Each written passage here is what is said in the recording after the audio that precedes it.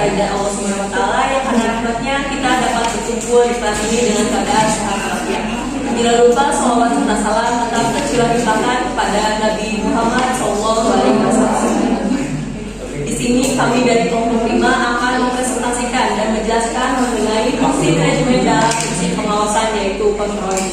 Namun sebelum itu izinkan kami memperkenalkan diri terlebih dahulu. Dimulai dari saya. Perkenalkan, nama saya Rosinta Permana Dewi dengan NPM 2321650448. Dilanjutkan dengan rekan-rekan saya.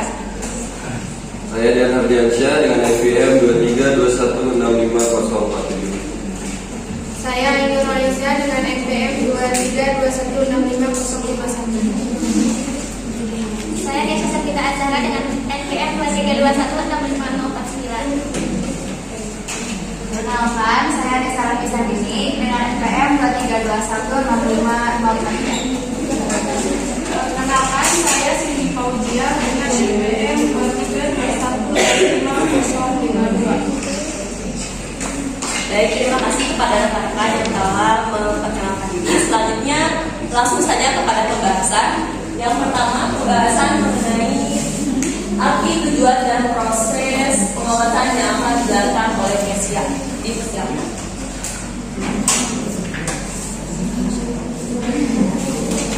Terima kasih kepada Rosinta yang telah memberikan saya kesempatan untuk menjelaskan di sini. Baik, yang pertama yaitu mengenai pengertian pengawasan. Pengawasan merupakan suatu proses kegiatan yang dilakukan untuk memantau, mengukur, dan bila perlu melakukan perbaikan atas pelaksanaan kerja sehingga apa yang telah direncanakan dapat dilaksanakan sesuai dengan tujuan yang diinginkan. Ada beberapa ahli yang mengemukakan mengenai pengertian dari pengawasan atau controlling, tetapi saya hanya akan menyebutkan satu di antaranya, yaitu ada pengertian menurut Cons dan O'Donnell 1955 menyatakan bahwa controlling pengendalian pengawasan adalah tindakan mengukur dan mengoreksi aktivitas kinerja staf atau bawahan untuk memastikan bahwa tujuan dan rencana yang diinginkan organisasi perusahaan tercapai. Lalu ada tujuan dari pengawasan. Nah, pada dasarnya proses controlling ini bertujuan untuk mengawasi bahwa ketiga fungsi lainnya yaitu planning, organizing, dan executing ini berjalan dengan lancar dan sesuai dengan rencana sehingga perusahaan ini benar-benar mencapai tujuannya. Proses yang dilakukan untuk memastikan seluruh rangkaian kegiatan yang telah direncanakan, diorganisasikan, dan diimplementasikan dapat berjalan sesuai dengan target yang diharapkan sekalipun berbagai perubahan terjadi dalam lingkungan dunia bisnis yang dihadapi. Lanjut ke proses pengawasan. Menurut P. Hani Handoko, untuk mempermudah dalam pelaksanaan realisasi tujuan, maka harus melalui fase pelaksanaan. Proses pengawasan biasanya paling sedikit ada 5 tahap. Yang pertama yaitu menetapkan standar pelaksanaan. Nah, setiap tipe standar dapat dinyatakan dalam bentuk-bentuk hasil dan dapat dihitung yang memungkinkan manajer ini untuk mengkomunikasikan pelaksanaan kerja yang diharapkan kepada bawahan secara lebih jelas dan tahapan-tahapan lain dalam proses perencanaan dapat ditangani dengan lebih efektif. Standar harus ditetapkan secara akurat dan diterima oleh mereka yang bersangkutan. Yang kedua yaitu penentuan pengukuran pelaksanaan kegiatan. Penetapan standar adalah sia-sia bila tidak disertai dengan berbagai cara untuk mengukur pelaksanaan kegiatan nyata. Oleh karena itu, tahap kedua dalam pengawasan adalah menentukan pengukuran pelaksanaan kegiatan dengan secara tepat. Yang ketiga yaitu pengukuran pelaksanaan kegiatan. Setelah frekuensi pengukuran dan sistem monitoring ditentukan, pengukuran pelaksanaan dilakukan sebagai proses yang berulang-ulang dan terus-menerus. Ada berbagai cara untuk melakukan pengukuran pelaksanaan, yaitu yang pertama pengawasan atau observasi, yang kedua pelaporan baik lisan maupun tulisan, yang ketiga metode otomatis, yang keempat pengamatan, yang keempat inspeksi atau pengujian atau dengan pengambilan sampel. Banyak perusahaan sekarang menggunakan pemeriksaan intern atau intern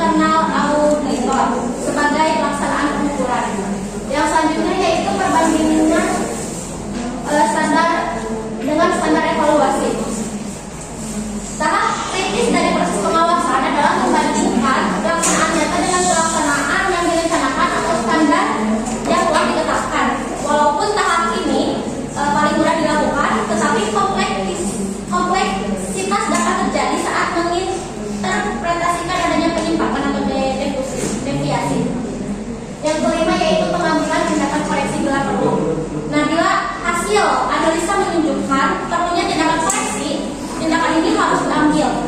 Tindakan koreksi dapat diambil dalam berbagai bentuk.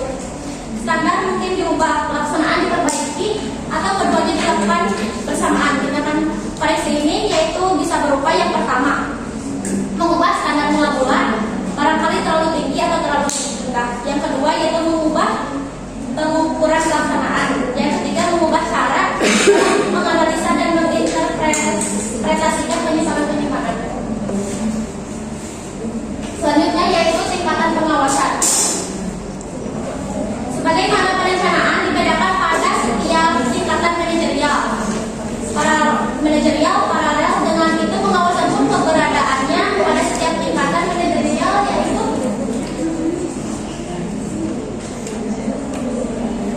pada tingkatan strategi, taktik, operasional dan operasional agar bisa direalisasikan rencana pada tingkatan. Nah, pada pengawasan tingkatan pengawasan strategi yaitu memonitor faktor-faktor kritis lingkungan yang ada berpengaruh terhadap tingkatan strategi organisasi untuk meyakinkan bahwa perencanaan strategi diimplementasikan sebagaimana yang diinginkan. Yang kedua yaitu pengawasan taktik. Pengawasan ini difokuskan pada penilaian implementasi perencanaan taktis tingkat departemen untuk memonitor hasil yang dicapai secara periodik dan mengambil tindakan koreksi jika diperlukan. Yang ketiga dan yang terakhir yaitu pengawasan operasional, berfokus mengawasi implementasi rencana operasional dan hasil dari hari ke hari dan mengambil tindakan koreksi apabila diperlukan. Jadi kontrol efektif pada setiap tingkatan strategi, taktis dan operasional. Pelaksanaan kontrol tersebut harus diperkuat secara keterhubungan dalam suatu sistem yang terintegrasikan.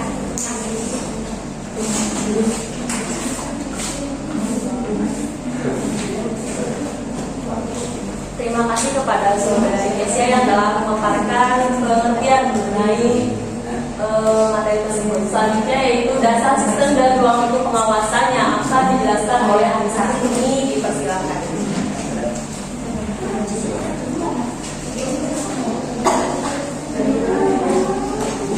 Jadi, terima kasih kepada moderator yang telah memberikan waktu untuk saya menyampaikan materi. Materi selanjutnya dasar sistem dan ruang lingkup pengawasan. Yang pertama dasar sistem pengawasan. Ada dua sistem. Yang pertama sistem kontrol loop terbuka atau open loop system. Sistem kontrol loop terbuka merupakan sistem yang secara terus-menerus berinteraksi dengan lingkungan dan mencapai keseimbangan dinamis selama ada kapasitas kerja transformasi energi. Sedang open loop system adalah sistem di mana input, proses dan outputnya tidak mempunyai kaitan dengan atau tidak mendapat informasi apapun dari proses output tersebut untuk kembali menjadi input.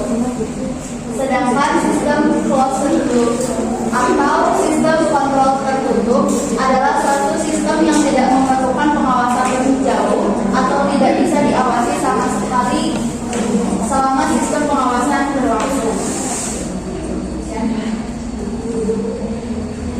Yang kedua, ruang lingkup waktu pengawasan.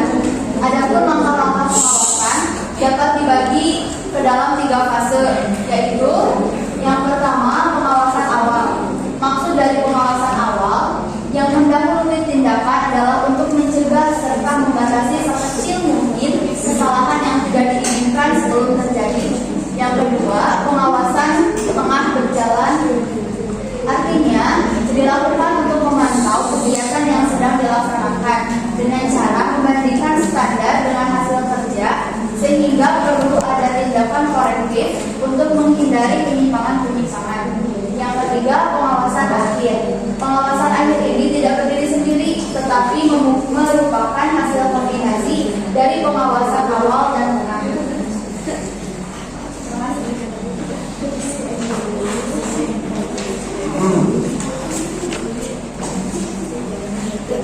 Terima kasih kepada Anissa yang telah memaparkan materi selanjutnya yaitu mengenai objek pengawasan yang akan dijelaskan oleh Ayu Aisyah.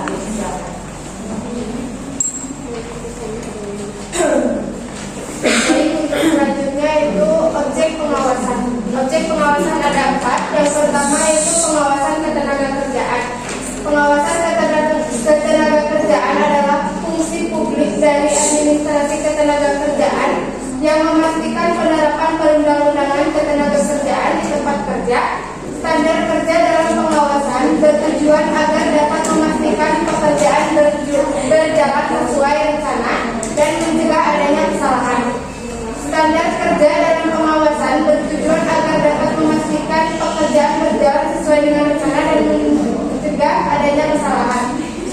Peran daripada pengawasan ketenagakerjaan adalah untuk melindungi buruh tenaga kerja atas kesejahteraan, keselamatan kerja, kesehatan kerja, kesusilaan, pemeliharaan moral kerja, dan perlakuan yang sesuai dengan martabat manusia secara umum. Terdapat 3 pengawasan, yaitu feed forward control, yaitu kontrol yang dilakukan sebelum kegiatan berlangsung. Yang kedua, concurrent control, yaitu kontrol yang dilakukan saat kegiatan berlangsung. Yang ketiga, feedback control, yaitu kontrol yang dilakukan setelah kegiatan berlangsung. Yang kedua, pengawasan terhadap keuangan. Pengawasan keuangan adalah segala kegiatan-kegiatan untuk menjamin pengumpulan penerimaan dan penyaluran pengeluaran tidak menyimpang dari rencana yang telah digariskan di dalam anggaran. Pengawasan berguna untuk menjamin agar tidak menyimpang dari rencana yang telah ditetapkan. Pengawasan tidak bertujuan untuk mencari kesalahan, tetapi mengarah pelaksanaan aktivitas agar sesuai rencana yang ditetapkan. Dengan begitu, anggaran keuangan yang sudah ditetapkan akan menjadi pedoman pengelolaan agar dana yang digunakan tepat sasaran demi kemajuan dan perkembangan suatu instansi atau perusahaan. Pengawasan keuangan sangat diperlukan dalam pengelolaan keuangan agar tidak ada pihak yang memanfaatkan wewenang untuk kepentingan pribadi, apalagi ini menyangkut uang di mana banyak orang yang tergiur untuk memilikinya. Dan yang ketiga, pengawasan terhadap waktu. Pengawasan waktu adalah kegiatan untuk menyesuaikan jadwal kegiatan dengan yang telah direncanakan sebelumnya. Tujuannya adalah untuk mengoreksi jadwal yang tidak sesuai dengan rencana, ketepatan waktu, dan kualitas pekerjaan yang dihasilkan pada masing-masing kegiatan. Pengawasan terhadap waktu perlu dilakukan karena memiliki sifat-sifat unik, yaitu waktu sangat terbatas jumlahnya, artinya tidak dapat diulang kembali. Oleh karena itu sangat perlu memperhitungkan waktu dengan cermat dan tepat. Dan yang terakhir yaitu pengawasan terhadap produksi. Pengawasan terhadap produksi adalah suatu kegiatan untuk mencegah terjadinya kecelakaan selama produksi dan untuk mempertahankan kualitas agar perusahaan tidak mengalami kerugian besar. Pengawasan produksi melibatkan aktivitas memantau dan mengendalikan seluruh proses produksi, mulai dari pengolahan bahan baku hingga produksi jadi. Proses ini melibatkan pemantauan kualitas baku dan pengawasan produk tersebut, pengujian produk dan pengecekan produk.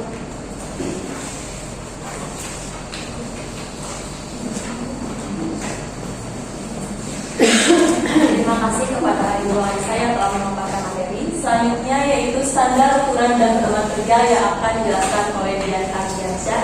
Dipersilakan.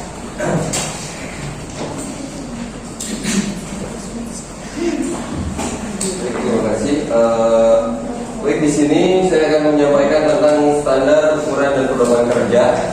Standar dapat didefinisikan sebagai suatu kriteria yang ditetapkan dengan sumber-sumber di mana hasilnya dapat dibandingkan.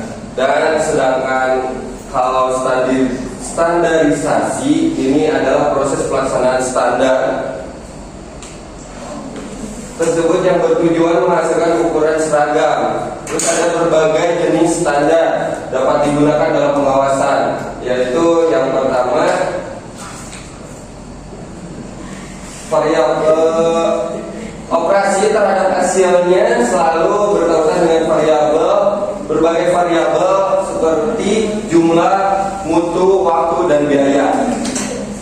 Oke, dan pengawasan pun harus berhadapan dengan hal ini. Pada masa sekarang, kedua waktu dan biaya sangat diperlukan bagi orang-orang pelaksana daripada kedua kualitas dan kuantitas. Oke, dalam hal yang sama, standar dapat mengatur sehingga diterapkan dan digunakan sebagai dasar kontrol dalam jenis standar-standar lain yang meliputi yang pertama ada metode dan fungsi, yang kedua ada personil, yang ketiga ada faktor-faktor fisik. Nah, di mana ketiga faktor ini merupakan faktor dasar semua organisasi dan mempengaruhi pelaksanaan kerja. Oke, dilanjutkan ada keuntungan dari standarisasi, yaitu yang pertama keuntungan bagi produsen, yaitu ada produksi akan terencana, dan yang kedua ada mengurangi penghamburan dalam penghamburan apapun. Terus yang ketiga peningkatan produksi massa, yang keempat ada penyederhanaan pergudangan, yang kelima ada pengurangan ongkos produksi. Nah, yang kedua ada keuntungan bagi konsumen. Yang pertama ada penjaminan mutu, yang kedua ada perbaikan produk dengan dasar yang sama, yang ketiga ada harga rendah dengan mutu yang sama. Nah, yang ketiga dilanjutkan keuntungan bagi perekonomian nasional. Yang pertama ada peningkatan produksi nasional dalam mutu, jumlah, dan kemudahan. Yang kedua perbaikan perimbangan supply dan demand. Yang ketiga penurunan ongkos distribusi. Yang keempat ada pengukuran posisi pasar dunia. Yang kelima ada peningkatan produktivitas nasional. Yang keenam ada pengurangan setelah penyelesaian mengenai order dan kontrak. Ya, baik, terima kasih. Terima kasih kepada dia yang telah memberikan materi. Selanjutnya metode, teknik, dan alat pengawasan yang akan dijelaskan oleh Cindy Fauzia dan saya sendiri. Yang pertama akan dijelaskan oleh Cindy Fauzia, dipersilakan.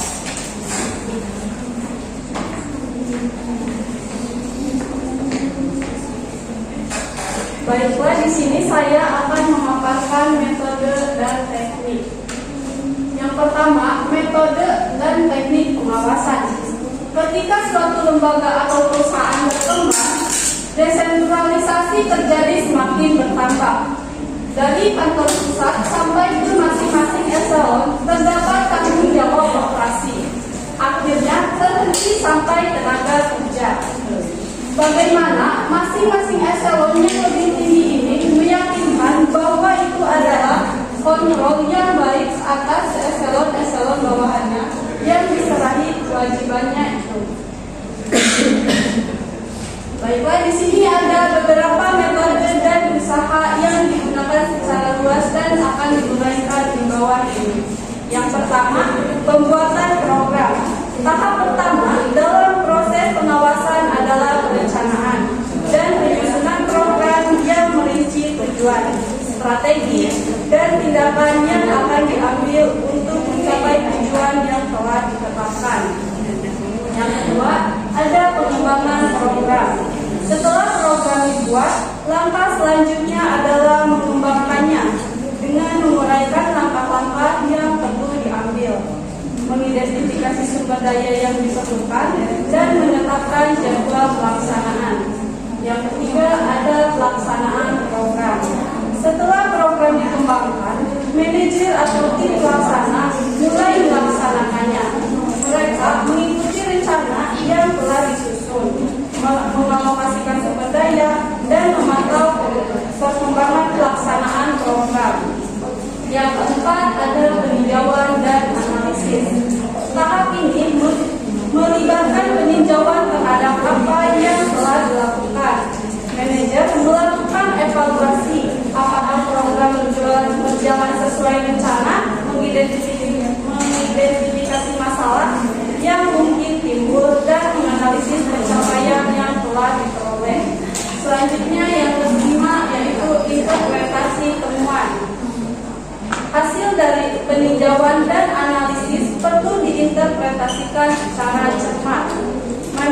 Manajer harus memahami implikasi data yang ditemukan dan bagaimana hal tersebut berkaitan dengan tujuan dan rencana awal.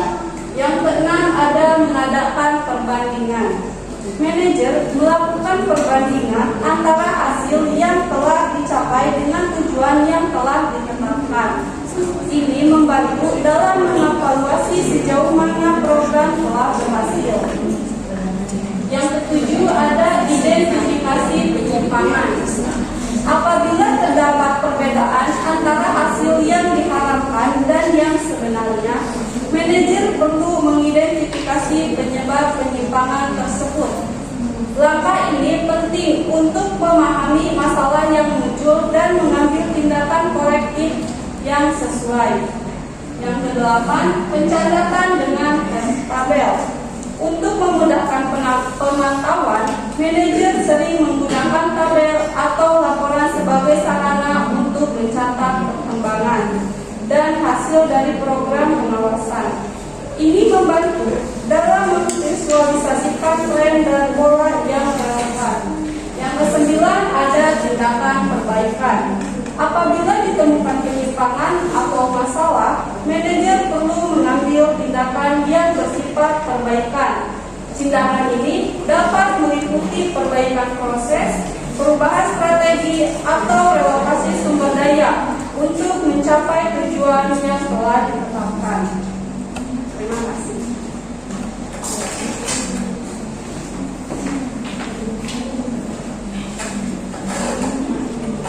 Terima kasih kepada Sri Fauzia. Selanjutnya materi yang akan dibahas oleh saya. Yang pertama mengenai aspek pengawasan yang lain memperhatikan kritik. Dalam suatu kegiatan atau organisasi selalu saja ada kritik yang dibawa dari beberapa orang. Namun tidak semua kritik bisa kita tanggapi secara berlangsung atau secara bersama-sama. Kemudian hal yang paling penting adalah menyelidiki kesalahan apa yang salah. Jika kita mempersamakan suatu kesalahan kecil, sifatnya cenderung mencari kesalahan seseorang. Perlu mengetahui siapa yang berbuat kesalahan agar kita mengambil tindakan memperbaiki dan menghindari kesalahan yang berulang. Ketika ada sebuah kritik yang memang tidak patut atau kurang pantas kita terima, maka kita bisa menolak daripada membuat adanya kesalahan. Lalu selanjutnya pengawasan sebagai pengendalian. Dalam fungsi pengawasan intinya adalah menetapkan mengenai apa yang harus dicapai pada periode tertentu serta tahapan untuk mencapainya. Sedangkan dalam pengendalian berusaha untuk menilai apakah tujuan dapat dicapai dan apabila tujuan tidak dapat dicapai maka diperlukan adanya tindakan perbaikan atau corrective action.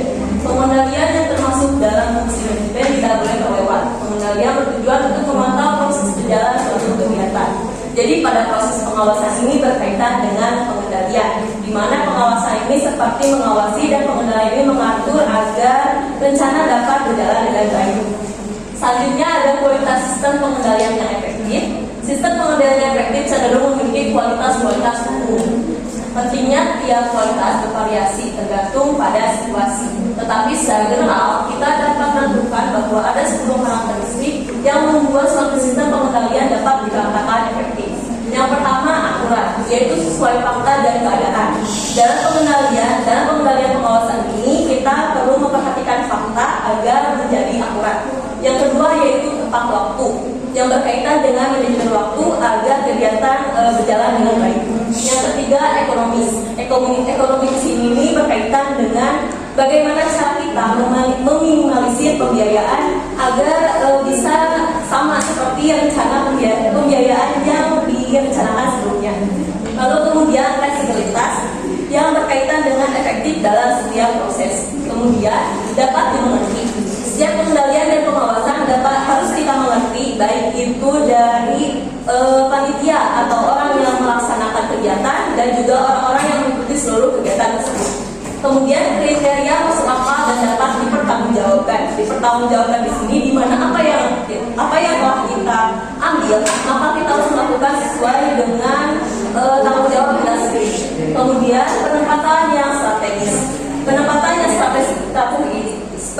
yang strategis ini berkaitan dengan bagaimana cara kita menempatkan beberapa proses yang baik agar bisa berjalan dengan baik juga.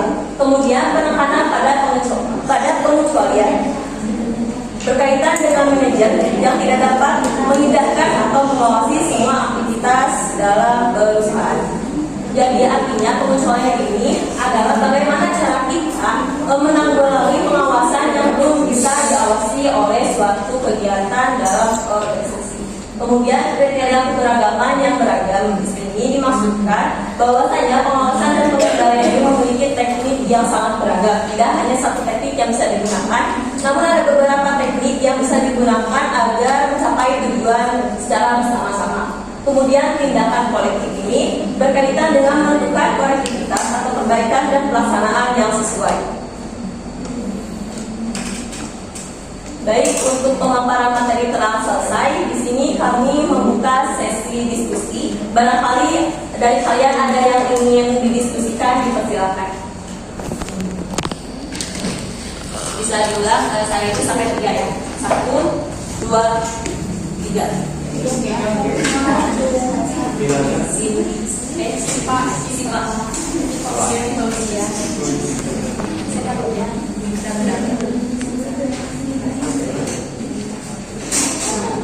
Perkenalkan, nama saya Cici Claudia dari kelompok 3 izin bertanya.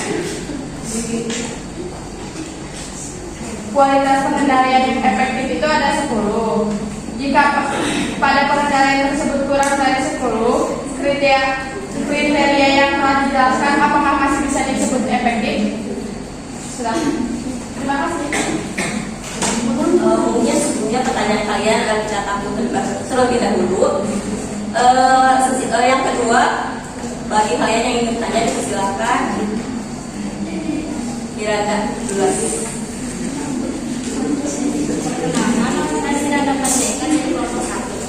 Jadi bertanya ya, tanyanya kapan sebaiknya pengawasan itu dilakukan?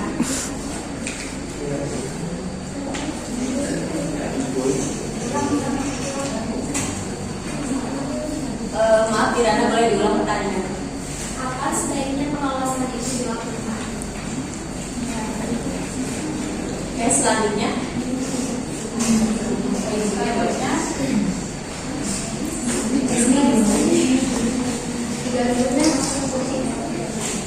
Perkenalkan, nama saya Sri Andiati dari kelompok 2. Izin bertanya, apa yang terjadi jika suatu organisasi tidak menerapkan fungsi manajemen dalam pengawasan? Di kelompok 2.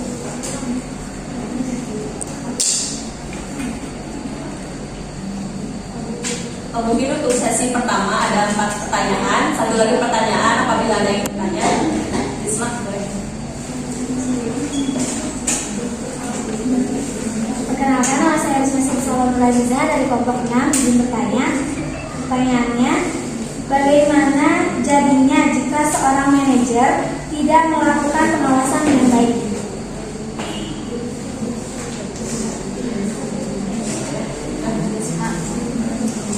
Baik, terima kasih. Kami izin untuk melakukan diskusi terlebih dahulu.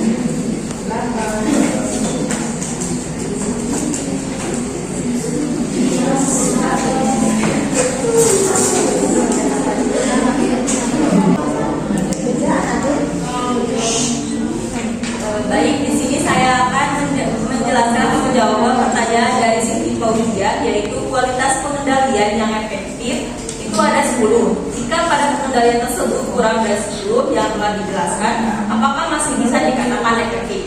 Di sini ada 10 kualitas sistem yang pengendalian yang dapat dikatakan efektif. Kemudian dalam pertanyaan ini, bagaimana jika 10 kualitas ini tidak terpenuhi? Yang pertama, jika misalnya ada beberapa kriteria yang cuma tidak mempengaruhi semuanya, jadi tidak diambil, tapi tetap akurat gitu. Misalnya kayak penekanan pada pengecualian misalnya nggak ada, nah itu gak apa-apa, masih bisa dikatakan efektif. Namun kalau misalnya akurat waktu dan ekonomi itu tidak dipasang kriteria, nah tidak dapat dikatakan efektif. Jadi ada beberapa kriteria yang memang tidak berpengaruh banyak gitu. Jadi gimana ya, kalau setiap proses itu tidak bisa dikatakan sempurna ya, cuma dalam kriteria ini bagaimana caranya agar efektif itu supaya kita bisa menjalani bagaimana cara pengendalian dan pengawasan. menambah atau menambahkan? Cukup? Selanjutnya pertanyaan yang kedua yaitu dari Miranda yang akan dijawab oleh Ayo. Baik, saya di sini akan menjawab pertanyaan dari Miranda. Kapan sebaiknya pengawasan itu dilakukan? Pengawasan itu bisa dilakukan kapan saja, bisa pada awal, tengah, dan juga akhir. Pada awal seperti yang tadi jenis pengawasan yang pertama yang dilakukan pada saat sebelum kegiatan berlangsung, karena pada saat sebelum melakukan kegiatan kita perlu merencanakan faktor-faktor risiko dalam suatu program yang akan dijalankan. Dan yang kedua, pada saat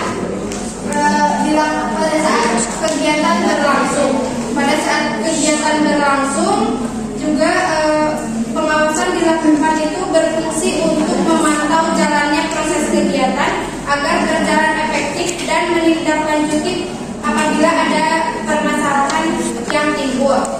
Dan yang terakhir, pada saat kegiatan telah selesai, yaitu untuk mengevaluasi program dan mengetahui seberapa efektifnya program yang dilaksanakan, apakah perlu dikembangkan kembali atau stop sampai di situ. Gimana Miranda, apakah cukup? Gimana teman-teman, apakah ada yang ingin menambahkan atau menyanggah?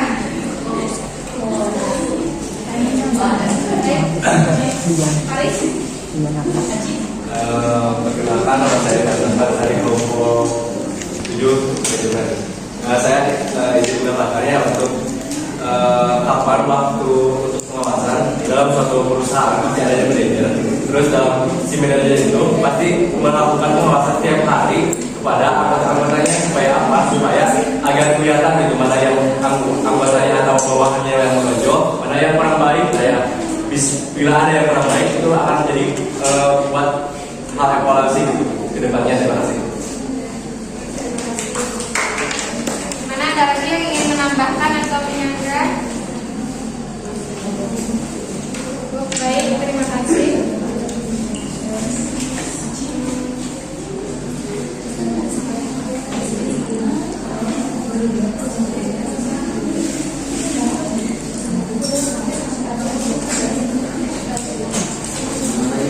Baiklah, di sini saya akan menjawab pertanyaan dari Resti. Apa yang terjadi jika suatu organisasi tidak menerapkan fungsi manajemen dalam pengawasan? Jika suatu organisasi tidak menerapkan fungsi manajemen dalam pengawasan, maka akan menimbulkan hal negatif seperti kinerja yang buruk.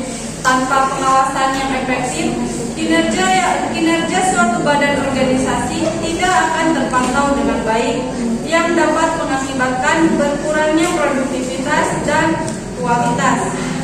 Yang kedua, pemborosan sumber daya. Tanpa pengawasan yang tepat, sumber daya seperti waktu, tenaga kerja, dan dana dapat digunakan secara tidak efisien. Selanjutnya, dan dapat juga mengakibatkan sulit mengidentifikasi suatu masalah yang terjadi pada badan organisasi tersebut.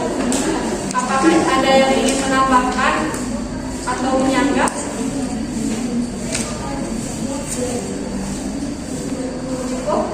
Baik, terima kasih.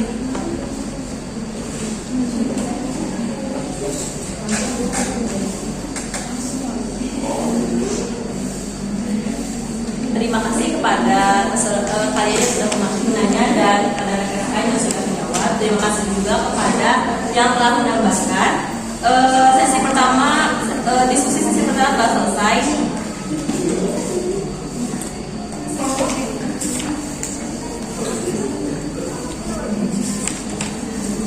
Kemudian kami membuka sesi diskusi yang kedua. Barangkali dari kalian ada yang ingin bertanya, dipersilakan. Silakan. Jika ada yang masih ingin bertanya, dulu ya.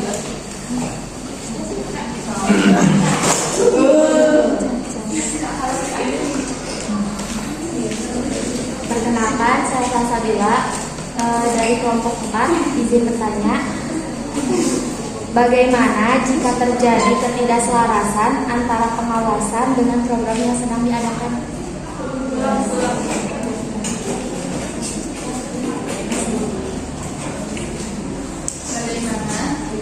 Bagaimana Jika terjadi ketidakselarasan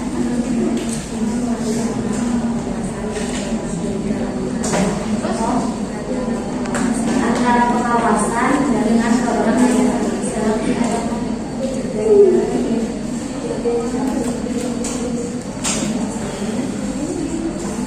Pertanyaan selanjutnya tadi Pak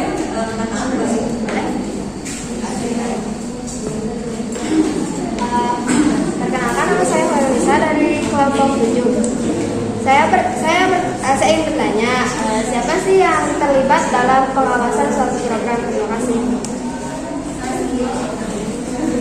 Terima kasih. Kami izin untuk berdiskusi terlebih dahulu.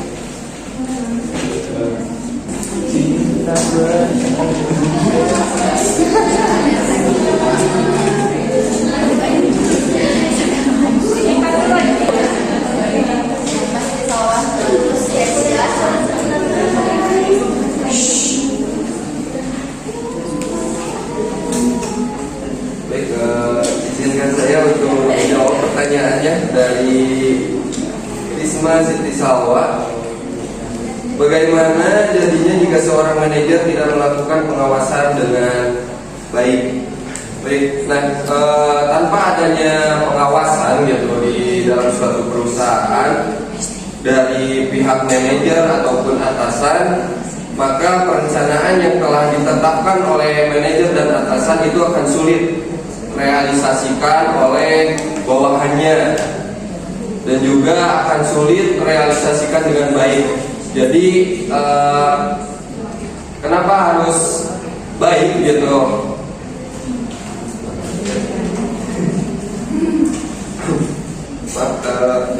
Mengapa harus dijalankan dengan baik? Karena nantinya ini akan berpengaruh terhadap tujuan perusahaan. Jika pengawasan ini tidak dijalankan dengan baik, tujuan perusahaan akan terhalang gitu, akan terhambat gitu. Nah mungkin itu cukup dari saya. Barangkali dari rekan-rekan ada yang ingin menambahkan, silakan. Izin menambahkan ya, mungkin pertanyaannya hampir sama pertanyaan yang dari Resti. Itu mengenai bagaimana jika suatu organisasi tidak menerapkan fungsi manajemen, yaitu pengawasan. Itu yang pertama benar yang dikatakan Cindy, yang dikatakan Dian. Perencanaannya akan gagal, terus tidak akan mencapai tujuan. Terus ditambahkan dengan jawaban dari Cindy yang bahwa kita tidak akan tahu masalah yang terjadi itu ada di mana, dan sumber daya juga akan cepat boros. Terima kasih.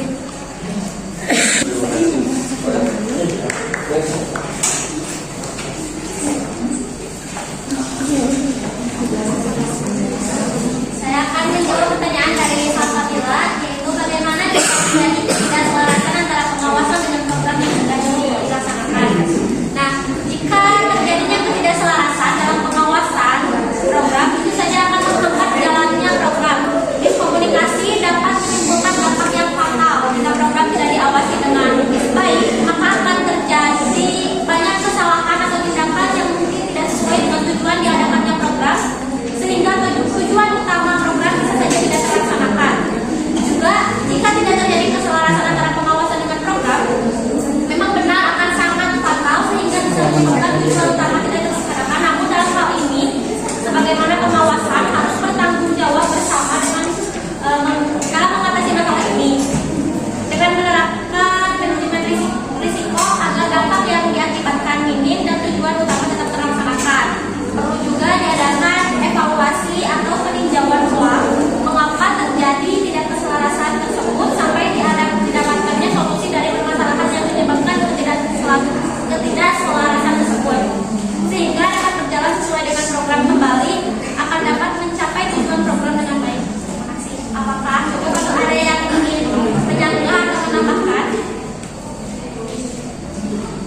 Terima kasih.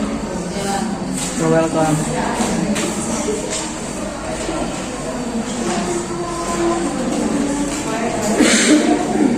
Baik, selanjutnya saya akan menjawab pertanyaan dari Fairnisa. Pertanyaannya, siapa sajakah yang melakukan pengawasan dalam manajemen atau program yang sedang diadakan?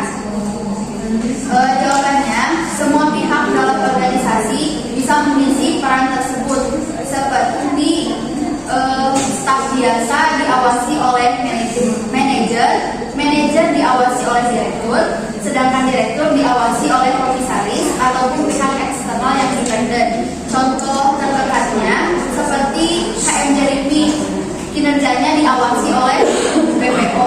Seperti itu. Apakah cukup atau dari teman-teman ada yang ingin menambahkan? Cukup. Baik, terima kasih.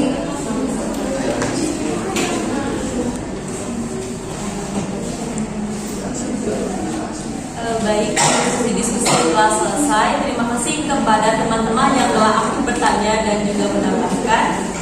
Mungkin dari kami cukup sekian. Mohon maaf apabila masih banyak kekurangan dalam presentasi kami. Semoga apa yang kami sampaikan bisa bermanfaat bagi kita semua. Sekian, wassalamualaikum warahmatullahi wabarakatuh.